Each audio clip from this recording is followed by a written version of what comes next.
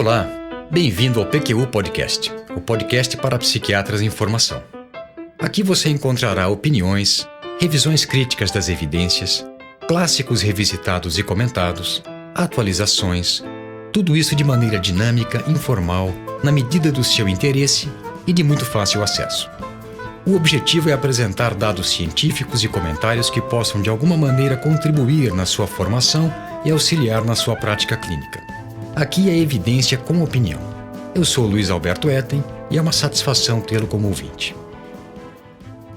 No episódio 13 do PQU Podcast, eu descrevi as fontes de informação que subsidiam o raciocínio clínico em psiquiatria, como se dá o seu processo até a formulação de caso de modo a se chegar ao diagnóstico.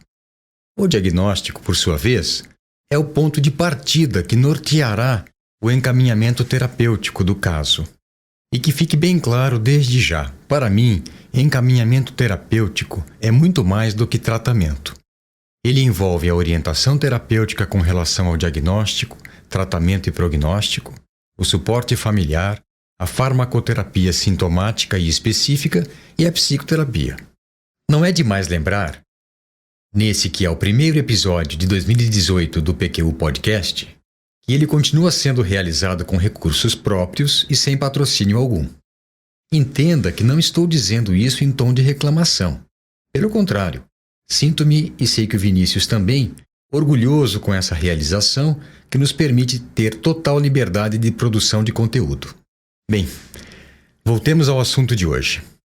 O primeiro conceito que eu gostaria de explorar sobre o encaminhamento terapêutico é o de boa prática clínica. Segundo as diretrizes do FDA, publicadas em 1997, a boa prática clínica é o padrão para planejamento, condução, desenvolvimento, monitoração, acompanhamento, registro e análises do acompanhamento terapêutico que garanta que dados e resultados sejam confiáveis, que o sigilo seja preservado e que os direitos e a segurança do paciente sejam respeitados.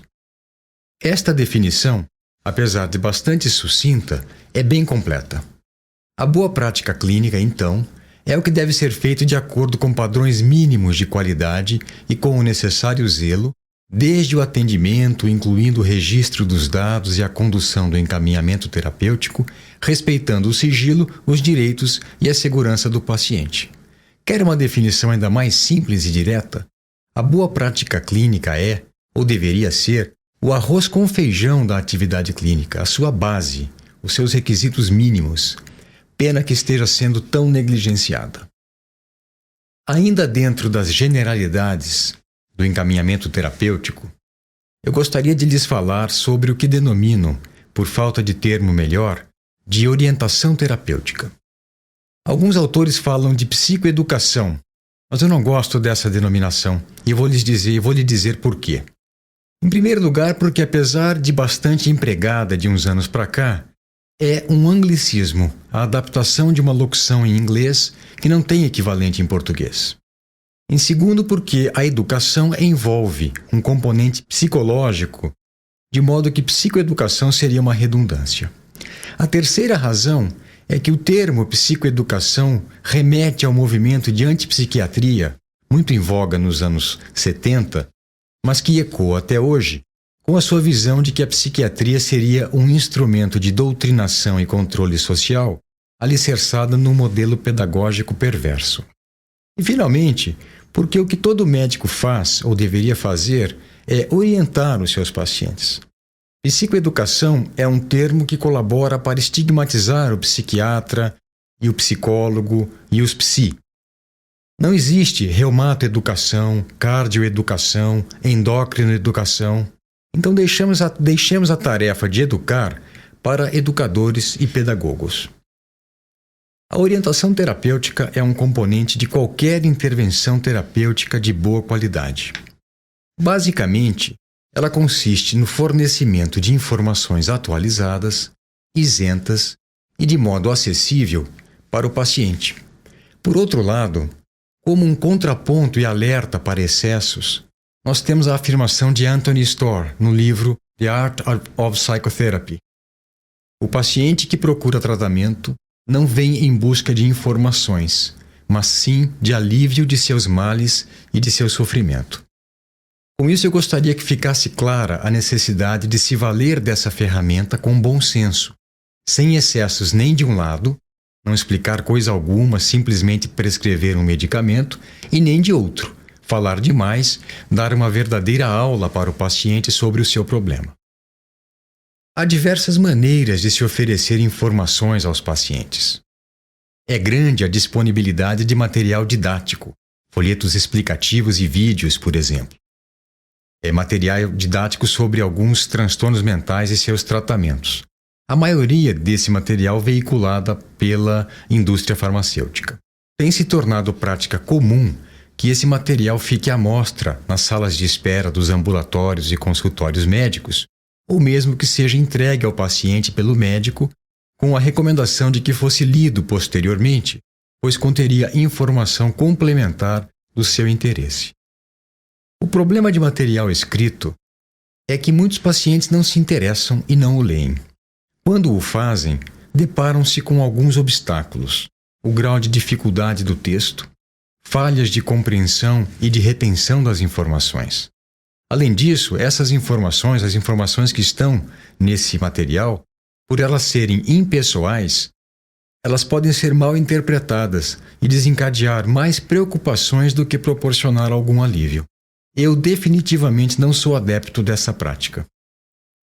Dito isso, explicito que darei ênfase ao que chamo orientação terapêutica verbal, ou seja, a transmissão de informações pelo diálogo entre o médico, o paciente e seus familiares. Trata-se de um componente fundamental, repito, de qualquer intervenção terapêutica de boa qualidade. É parte inerente da relação médico-paciente. Como qualquer outra habilidade, a orientação terapêutica é aprimorada pela prática contínua, subsidiada por estudo e supervisão. A orientação terapêutica verbal pode ser considerada uma forma de psicoterapia breve, pontual, dosada de acordo com a capacidade de entendimento e a curiosidade do paciente, como também dosada com base na fase do tratamento. É uma abordagem empírica e direcionada pelo paciente. Ponto. Ela exige conhecimento do profissional acerca do transtorno, psicopatologia, epidemiologia, teorias etiopatogênicas, conhecimento sobre as modalidades de tratamento e a evolução com os tratamentos disponíveis, bem como algum domínio da técnica de transmissão de conhecimento de forma didática e compreensível. Envolve também aconselhamento, acolhimento, paciência e disponibilidade, empatia e sensibilidade, interesse e tolerância à frustração e negociação. A orientação terapêutica deve ser individualizada, dosada, baseada em explicações e esclarecimentos, feitos sempre em linguagem acessível e no momento oportuno. Como em toda modalidade educativa, se utiliza do princípio do reforço, ou seja, a repetição de conceitos em momentos distintos e de forma variada. E por que se faz a orientação terapêutica? Para melhorar a adesão ao tratamento, manejar estressores, promover mudanças de comportamentos disfuncionais, aliviar sofrimento desnecessário e orientar familiares e ou amigos, com o intuito de contar com a sua boa vontade e o seu esforço, que apesar de bem intencionado, podem ser prejudiciais. Depois das explicações iniciais, faz parte da orientação terapêutica estimular o paciente a fazer questões, reforçar o que já foi dito em consultas anteriores. Por exemplo, como eu havia lhe dito, depois de uma fase de adaptação inicial ao medicamento, em que alguns efeitos colaterais em geral incomodam, surge o efeito desejado e a melhora se faz sentir. Então, a ideia é repetir em determinados momentos e reforçar o que já foi dito. Parece simples, mas isso exige toda uma noção de timing, de sensibilidade, no sentido de respeitar o momento do paciente. O tratamento psicofarmacológico é parte importante do encaminhamento terapêutico dos pacientes. E é interessante como as gerações de psiquiatras mais jovens nem sempre têm claro o impacto da psicofarmacoterapia moderna, cujo marco foi a descoberta da clorpromazina em 1952, na prática psiquiátrica. O advento dos psicofármacos representou uma verdadeira revolução científica, no sentido que Thomas Kuhn propõe no livro A Estrutura das Revoluções Científicas. Por quê? Simples, porque houve uma mudança de paradigma. Antes de seu surgimento havia isolamento, asilamento e emprego de terapêuticas inespecíficas, que iam desde banhos termais até procedimentos que hoje mais parecem técnicas de tortura. E depois do surgimento dos psicofármacos, se iniciou a era do tratamento farmacológico baseado em racional mais sólido e consistente. Então, uma mudança de paradigma, por isso, uma revolução científica. A psicofarmacoterapia é uma área de competência exclusiva do psiquiatra. Por essa razão, se tem alguma coisa que nós, psiquiatras, temos que fazer bem, melhor do que qualquer outro colega ou profissional, é o tratamento medicamentoso dos transtornos mentais. E aí surge um dilema. Depois que os fundamentos estão assimilados, a tarefa é manter-se atualizado a respeito dos tratamentos de primeira linha disponíveis ou dedicar-se a casos difíceis de algum transtorno específico, de difícil manejo, refratários às abordagens convencionais. Eu digo que se trata de um dilema, de um impasse, porque não acho possível fazer ambas as funções, exercer ambas essas funções com a mesma habilidade e competência. Mesmo correndo o risco de estar falando óbvio, eu não posso deixar de repassar os fundamentos da psicofarmacoterapia. O primeiro deles diz respeito à dose e posologia, os horários e intervalos de tomada dos medicamentos. Elas dependem dos objetivos, controle sintomático ou terapêutica específica, da fase do tratamento, aguda, de continuação ou de manutenção, do tipo de medicação, do estado do paciente e de diferenças individuais. O segundo fundamento da psicofarmacoterapia tem a ver com as metas do tratamento farmacológico. Remissão, que seria a eliminação de sintomas e normalização do desempenho. Remissão sustentada, que é a consolidação da melhora. E recuperação. Essas metas têm estreita relação com a fase do tratamento. Ou seja, a remissão é a meta da fase aguda, aquela que vai do início do tratamento até a eliminação dos sintomas. Ela dura aproximadamente 2 meses. A remissão sustentada é a meta da fase de continuação, como também é uma meta dessa fase a prevenção de recaídas, e ela dura pelo menos 6 meses. A última fase, a de manutenção, indicada em alguns casos, tem por objetivo a prevenção de recorrências, a recuperação propriamente dita. É necessária em alguns casos, principalmente naqueles recorrentes e de difícil controle, e pode durar anos. Por que é importante que a meta seja ambiciosa, de remissão total dos sintomas e normalização funcional? Por uma razão muito simples, porque uma resposta parcial, em que sobram sintomas residuais, está relacionada com maior morbidade, prejuízo psicossocial e maior risco de recaída ou de recorrência.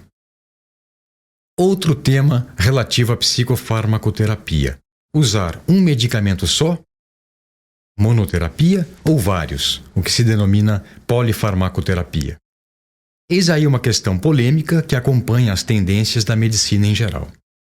Sem dúvida, a monoterapia, o uso de apenas um medicamento que dê conta de controlar completamente o quadro, seria o ideal, mas está cada vez mais distante da realidade. Sendo assim, já que a polifarmacoterapia será utilizada, que seja feita com consciência e escrupulosidade. Primeira coisa, que combinação está sendo feita? Somente de medicamentos sintomáticos, de sintomáticos e paliativos, ou de sintomáticos, paliativos e específicos? Essa questão é fundamental, pois dela derivam a duração de uso e a possibilidade de troca com maior ou menor tempo de uso. Também são necessários alguns cuidados quando se emprega a polifarmacoterapia.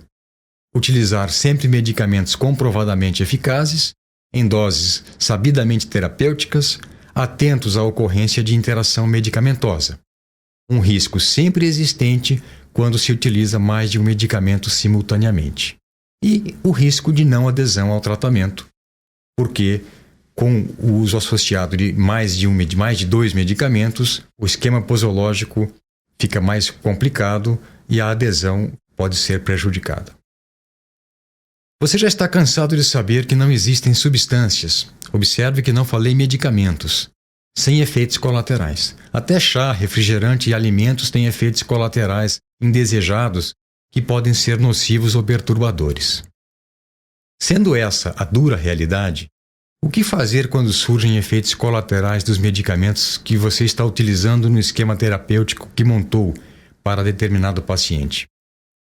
Como princípios gerais, temos 2: aumentar a dose devagar para evitá-los e reduzir a dose para minimizá-los.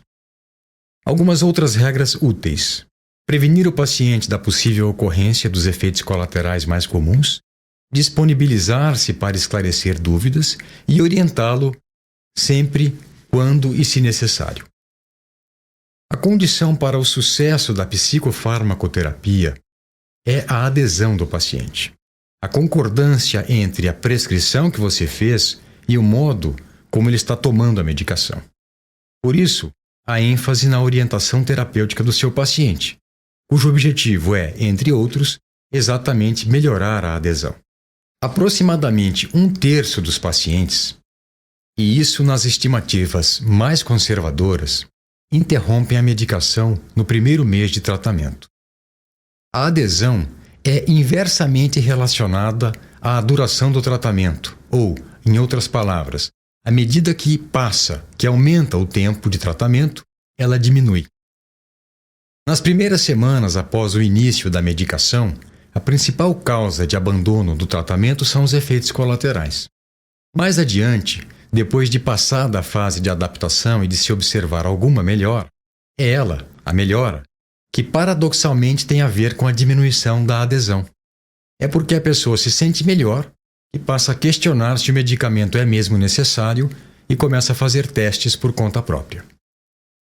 Quando o assunto é fundamentação, vá por mim, vale a pena insistir, bater na mesma tecla quantas vezes for necessário para que os conceitos sejam assimilados a ponto de se automatizarem, de se tornarem um hábito por trás da prática cotidiana. Então vamos lá. Princípios da psicofarmacoterapia. Primeiro, tratar a doença e não somente os episódios. Segundo, orientar o paciente sobre fatores de risco e sintomas prodrômicos. Terceiro, trabalhar em prol da recuperação e participação responsável, ir além da melhora incompleta e simples adesão. E, quarto, sempre envolver os familiares, no mínimo para que a incompreensão seja amenizada. O respeito a esses princípios tem impacto no prognóstico do quadro, na medida em que o tratamento bem conduzido relaciona-se diretamente com a sua evolução. Uma questão que considero muito pertinente: o que fazer quando a primeira abordagem farmacológica não der certo? O primeiro ponto é a busca de um motivo para esse problema. Quais os motivos possíveis? Ineficácia, intolerância, resposta incompleta e demora para a resolução de sintomas perturbadores e inconvenientes. Observem que não são 5.000 motivos, são 4 ou 5. Então é importante fazer essa busca para que, uma vez identificado o motivo, você tome a providência adequada. E o que é possível fazer? Também não são milhares de alternativas. Na realidade, são 4. Ajuste de dose, associação de um segundo medicamento, utilizar alguma estratégia de potencialização ou substituir um medicamento por outro. Vamos agora tocar numa questão delicada e pouco explorada, talvez exatamente por ser polêmica. Mas aqui nós não nos esquivamos, afinal o nosso lema é evidência com opinião. Então vamos lá, sem medo. quando interromper o tratamento medicamentoso. E isso quando tivermos a chance de falar sobre o assunto ou quando soubermos criar uma oportunidade.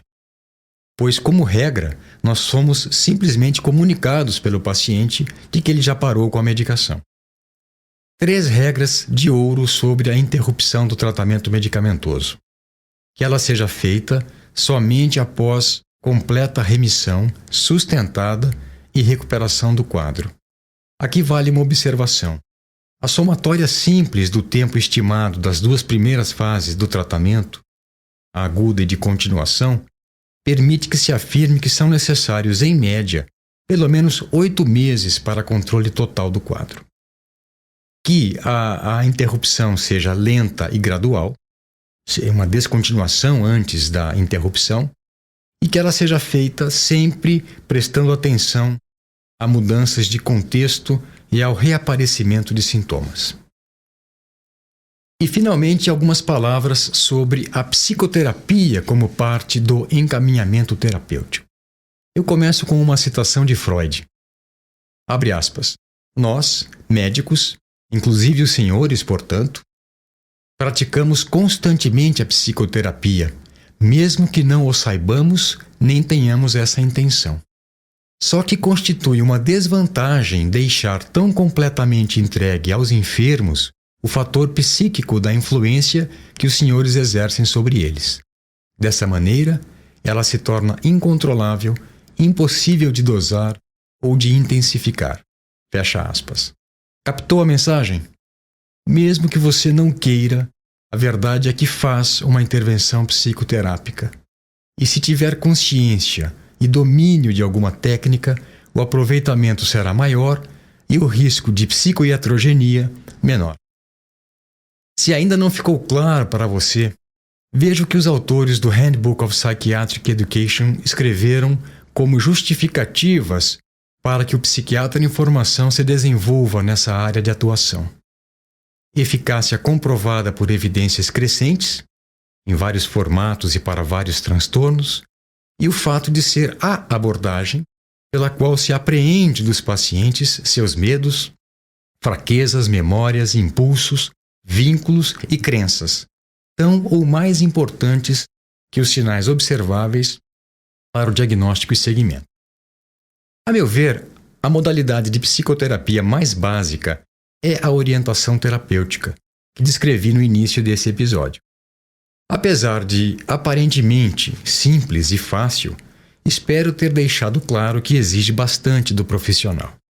Ainda segundo o Handbook of Psychiatric Education, recomenda-se que a formação em psicoterapia para o psiquiatra deve abranger psicoterapia de apoio e contato com uma ou 2 outras técnicas, que antes de se realizar tratamento em psicoterapia breve, seja necessário alguma experiência com segmento de longo prazo, pois é esse que envolve maior contato com o paciente e permite o desenvolvimento de aliança terapêutica.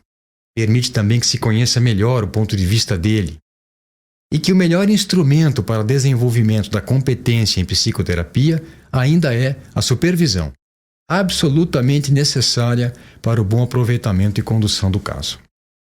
Pois bem, eu sintetizei em que consiste o encaminhamento terapêutico, o passo seguinte a partir da formulação de caso e do diagnóstico. Ele engloba, então, como nós vimos, a orientação terapêutica, sempre que possível incluindo o suporte familiar, a farmacoterapia e a psicoterapia. E o que fazer, como se comportar quando o seu plano terapêutico não é bem aceito pelo paciente? Eis aí uma importante questão, já que a experiência nos ensinou quando os pacientes não concordam com o tratamento sugerido, eles muito provavelmente não vão segui-lo. As opiniões divergem.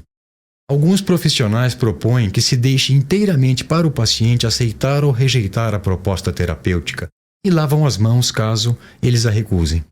Dizem o que pensam, propõem um encaminhamento e deixam claro que não aceitam questionamentos e nem estão interessados em discussão da conduta. A mensagem é curta e grossa: pegar ou largar. Outros simplesmente entendem a recusa e encaminham o paciente dizendo que estão à disposição se mudarem de ideia. Alguns dentre eles, entretanto, não conseguem disfarçar a irritação, o que é de pouca serventia e deve ser evitado, já que, mesmo se mudar de ideia, é pouco provável que a pessoa volte a se consultar com alguém que demonstrou impaciência com ele.